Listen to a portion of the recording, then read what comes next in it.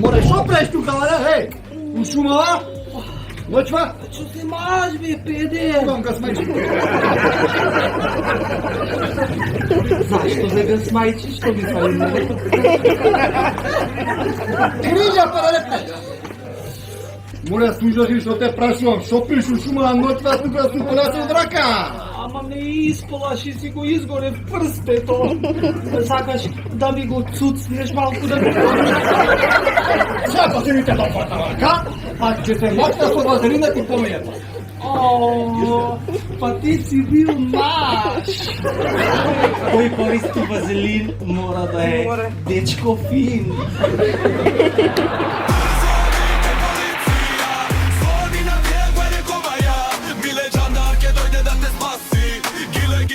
Požar da ugasi.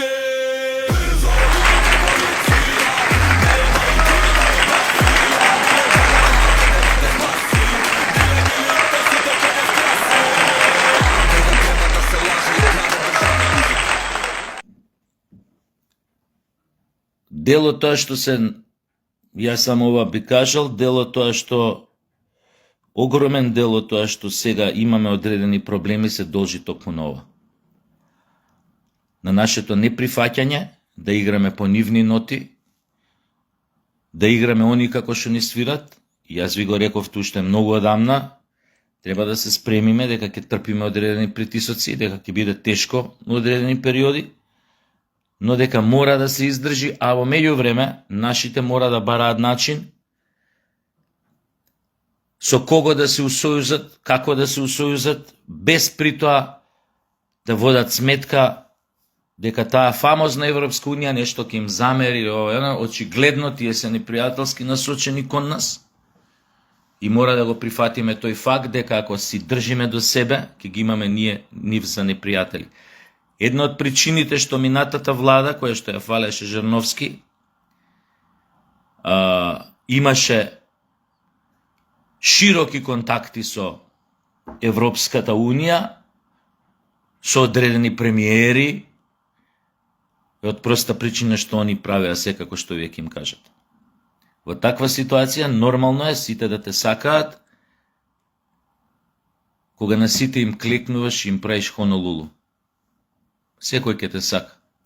До одредено време, додека не им здосадиш и додека не решат да те фрлат на буниште. Деме као голем хендикеп било колку премиери го посетиле нашиот премиер у последниве 2 години. Деме голем показател е за факторизацијата на државата, за низиниот респект во Европа, ако ти дојдат поише премиери. И треба ние сега да паѓаме у несвес. Прво, другар Жирновски, кои премиери бе да ти дојдат? Кај гледаш ти премиер во Европа? Кои се тие премиерите? Министри, кои се? Оној Макрон ти за премиер го рачунаш? Ама бил на Франција. Абе шамар јаде од жена му пред камери. И тој го рачунаш за премиер? Кој друг премиер го рачунаш? Оној другиот што имал дедо во Вермахтот? Што му правил на водачот Хайл Хитлер? Тој го рачунаш и тој ти е премиер? Не заебавај. Кој друг премиер рачунаш? А? Кој? Оние што допрва, оние кои што се појавуваат или допрва ќе се појавуваат во документите на Епштајн, тие ги рачунаш? Од високи представници на Обединети нации до, не знам, министри на држави, до кралски семејства. Тоа треба да ни импонира ако некој од нив ни дојде на гости и ако Мицковски се сретне со некој од нив. Се од сите европски политичари, премиери на Европска Унија, еден не можеш да составиш од габаритот на премиери какви што имало пред 50 години. Една држава каква што имала пред 50 години од тие големите европски, денес еден не можеш да составиш. Од сите овие да ги собереш, кои тие што биле пред 50 години. државници, тоа е мисловна именка за Европската Унија. И ше треба да плачеме што не ни дошол никој пример. Леле, ете доказ дека Македонија е изолирана. А не ти ни требаат такви, бе. Шокети шуми ги да ти доаѓаат од државата.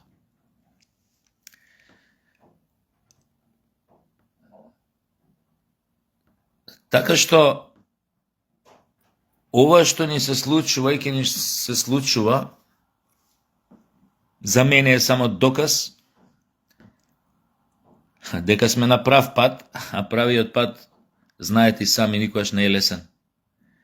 Ние со години влеговме во една насока, во едно сокаче, многу опасно за нас, што годевме 35 години, што видовме дека завршува, дека е сокачево слепо уличе дека е тоа, дека завршува во бетонска ограда, дека нема понатака. Во таква ситуација моравме да го смениме начинот на игра. Тој пат по кој што тргнавме не е лесен, заебане, трновите, мали сме, слаби сме, ќе треба да се издржат некои работи.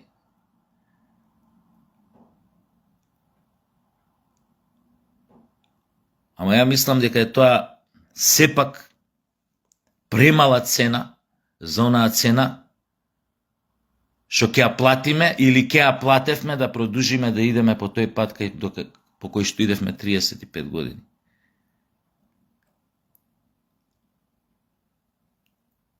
Таа цена не смеевме и не смееме да дозволиме да треба да ја платиме. Така да тоа сакав само да ви кажам.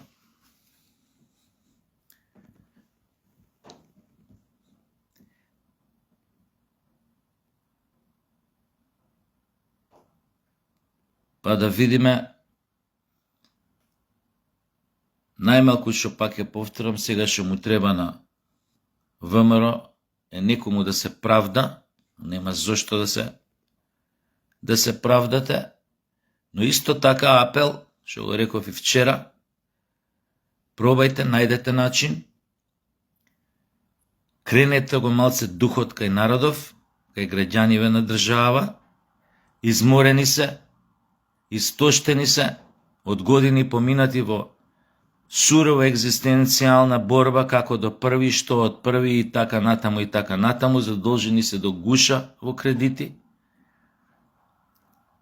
Пробајте, најдете начин, ако треба вие затегнете го ременот, што сте горе, најдете начин како да им помогнете на луѓето, да им го откренете стандардот.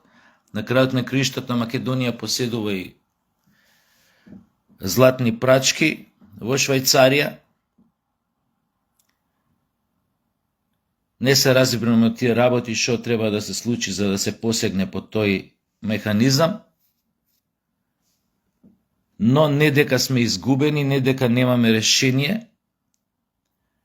Не знам само колку златни прачки имаме во Швајцарија, знам дека една е тешка 12 кила.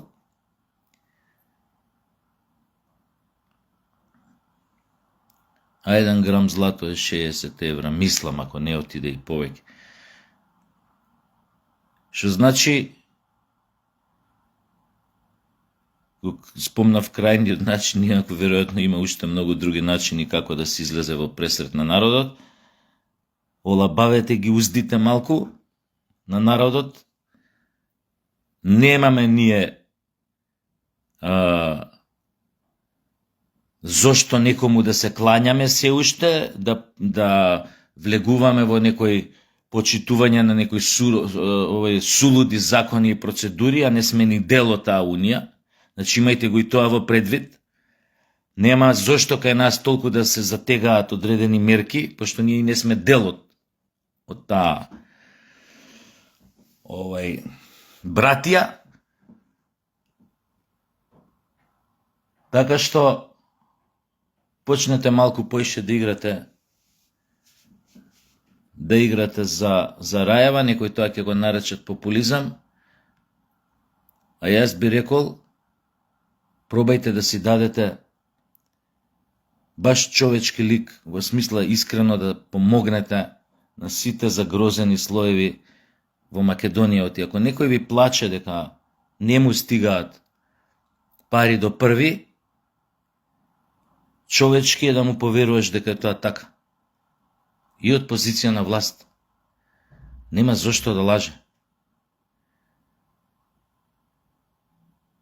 Повеќето од оние што имаат дури немаат ни осет, затоа што имаат колку е навистина тешко да се прехрани една фамилија, 4 члена, ако само едниот работи. Па дури двајца да работат за по 500 евра плата, а има такви многу фамилии, невозможно е да го преживеат месецот со 2 деца. Ова треба да го знаете и треба да го сватите. Како ќе правите, што ќе правите, имате начини да интервенирате